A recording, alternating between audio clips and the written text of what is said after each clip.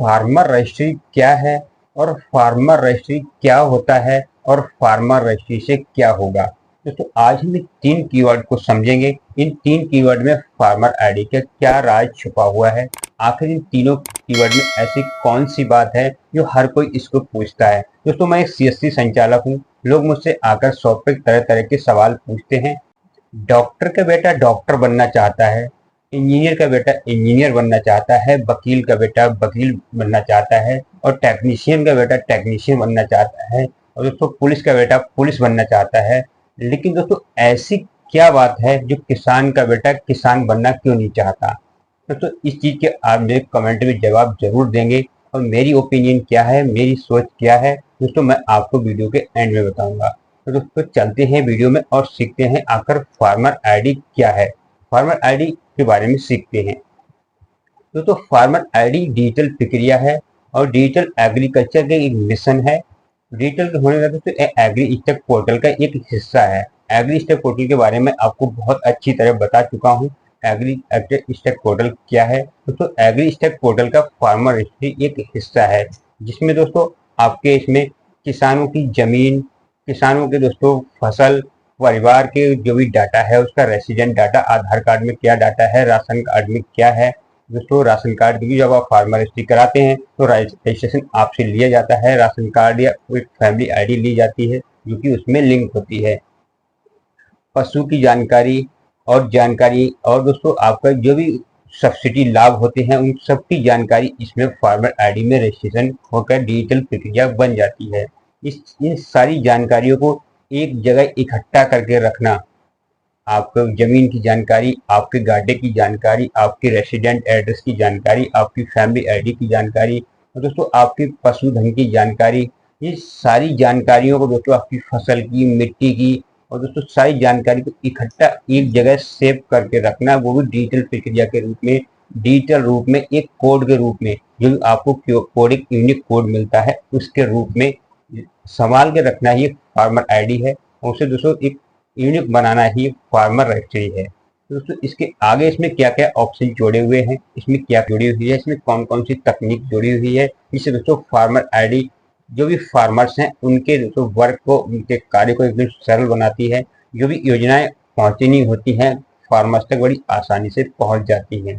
तो सबसे पहले इसमें होता है संचार, ये जो संचार तकनीकी, कम्युनिकेशन टेक्नोलॉजी। कम्युनिकेशन टेक्नोलॉजी में तो 3 चीजें आ जाती हैं मुख्य तौर पर। एक तो मोबाइल फोन आ जाता है, इंटरनेट हो गया, या फिर दोस्तों मोबाइल एप्लीकेशन यानी मोबाइल ऐप। तो मोबाइल से क्या होता है, हम व्हाट्सएप के जरिए या ईमेल के जरिए या फोन कॉल्स के जरिए या फिर दोस्तों मैसेज अलर्ट के जरिए हम बाजार से दूर दूर तक एक दूसरे से संपर्क में रह सकते हैं। बाजार से मूल्यों का भाव पता कर सकते हैं। कृषि उर्वरक के बारे में दोस्तों शॉप से या कंपनी से जुड़कर किसी भी तरह से फोन कॉल के जरिए हम उसके बारे में, या चाहे वो खाद हो, बीज हो, उर्वरक हो, मशीन हो, टेक्निकल कोई भी चीजें दोस्तों इसकी हो, या तो कोई मेडिसिन हो, तो दोस्तों उन्हें आसानी से फोन से पता कर सकते हैं। सरकारी योजनाएं जो भी आने वाली हैं तो कॉल सेंटर से कॉल लगाकर बड़ी आसानी से इससे पता कर सकते हैं। इसके बाद दोस्तों आता है इंटरनेट। इंटरनेट दोस्तों काफी, इंटरनेट एक एग्रीकल्चर डिपार्टमेंट ही नहीं बल्कि दोस्तों हर डिपार्टमेंट इंटरनेट बहुत बड़ा रोल है। इंटरनेट के बिना दोस्तों आज के समय में कोई भी काम पूरा नहीं है, सब कुछ अधूरा है। इंटरनेट दोस्तों फार्मर आईडी में काफी रोल निभाता है। जैसे कि कोई भी पोर्टल हो गया, चाहे वो आई एम किसान पोर्टल हो गया, एग्री स्टेक पोर्टल हो गया, बहुत सारे ऐसे पोर्टल हैं जो किसानों के लिए चलाए जा रहे हैं, फार्मर्स के लिए चलाए जा रहे हैं। उन पर दोस्तों हमें वर्क करना है, कोई फॉर्म भरना है, किसान रजिस्ट्री करनी है, फार्मर आईडी बनानी है, या किसान कार्ड अप्लाई करना है, पीएम किसान सम्मान निधि अप्लाई करना है, या तो फसल बीमा योजना के लिए फॉर्म अप्लाई करना है, या कृषि ऋण के लिए फॉर्म अप्लाई करना है। दोस्तों इसमें इस तरह से इंटरनेट काफी रोल निभाता है जो कि फार्मर आईडी में दोस्तों इसे हिस्सा दिया गया है। इसके बाद दोस्तों आता है मोबाइल ऐप यानी एप्लीकेशन।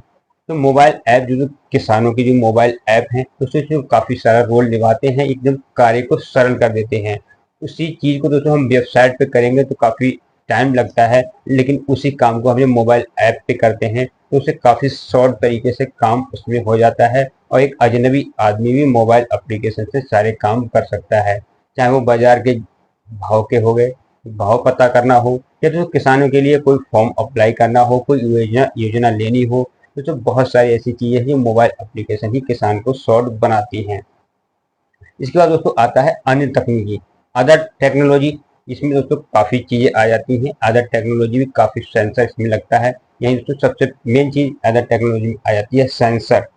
सेंसर से दोस्तों क्या होता है, मिट्टी की नमी, सेंसर के जरिए मिट्टी की नमी को बहुत अच्छी तरह से मापा जा सकता है कि मिट्टी की नमी कितनी गहराई तक आ जाती है और हमारी फसल की जड़ कितनी गहराई तक जाती है। इसे सेंसर से नाप कर तो उसी फसल के लिए लगाया जाता है कि ये इससे इस फसल को लगाने से हम कम पानी में अच्छी फसल उगा सकते हैं। इसके बाद दोस्तों आता है तापमान। सेंसर के जरिए तापमान बड़ी अच्छी से मापा जा सकता है फसल के हिसाब से। तापमान के हिसाब से फसल दोस्तों फार्मर्स अपनी फसल को खेत में लगाते हैं। महत्वपूर्ण जानकारी ये मापदंड मिलते हैं और दोस्तों सेंसर के इस ऐसे सिस्टम में दोस्तों सेंसर का उपयोग किया जाता है। ड्रोन, ड्रोन भी दोस्तों अदर तकनीकी आ जाता है फार्मिंग में दोस्तों ड्रोन से दोस्तों काफ़ी हेल्प मिलती है। ड्रोन एक ऐसी चीज़ है, हम एक जगह बैठकर ड्रोन से अपनी पूरी फसल की अच्छी तरह से निगरानी रख सकते हैं, उसमें कैमरे की मदद से।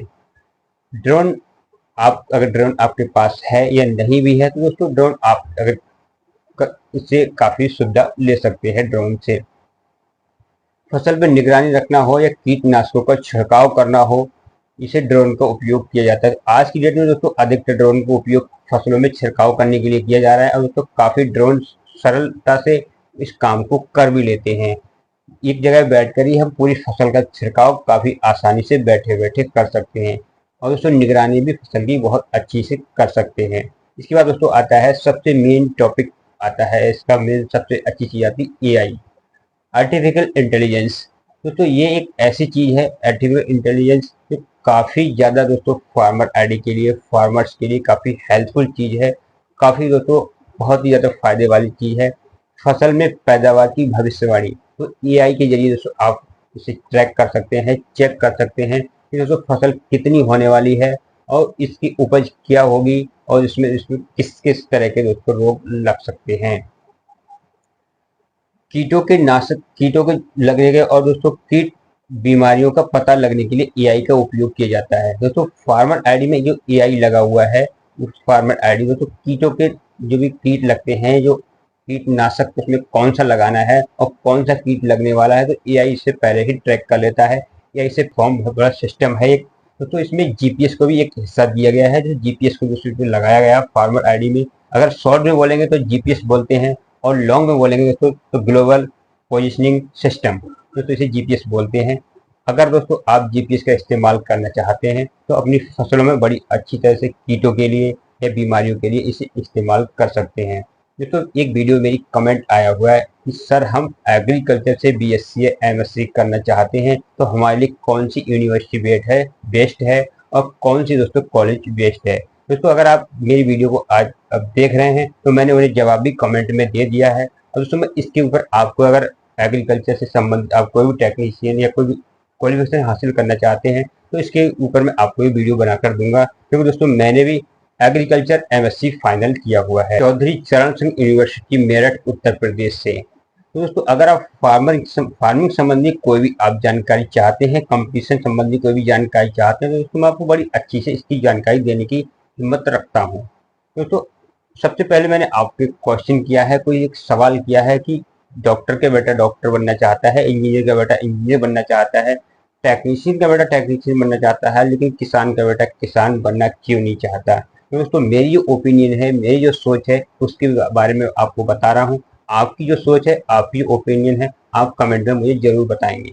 तो मेरे हिसाब से तो किसान को किसान जैसे राइट मिले हुए नहीं है, लेकिन दोस्तों इस वजह से वो किसान का बेटा किसान बनना नहीं चाहता है, क्योंकि दोस्तों हर जगह पे परेशानी किसान को है। अस्पताल में परेशान किसान होता है, कहीं भी लाइन में जाए तो किसान परेशान होता है, चाहे तहसील में जाए, कचहरी में जाए, कहीं भी जाए दोस्तों हर जगह किसान ही परेशान होता है। किसान ही सबको कमा कर खिलाता है, लेकिन किसान को ही दोस्तों हर डिपार्ट परेशान करता है। किसान की जरूरत कहीं पर नहीं सुनी जाती, इसलिए दोस्तों किसान का बेटा किसान बनना नहीं चाहता। ये मेरी ओपिनियन है। आप क्या सोचना चाहते हैं, आप कमेंट में बताएंगे।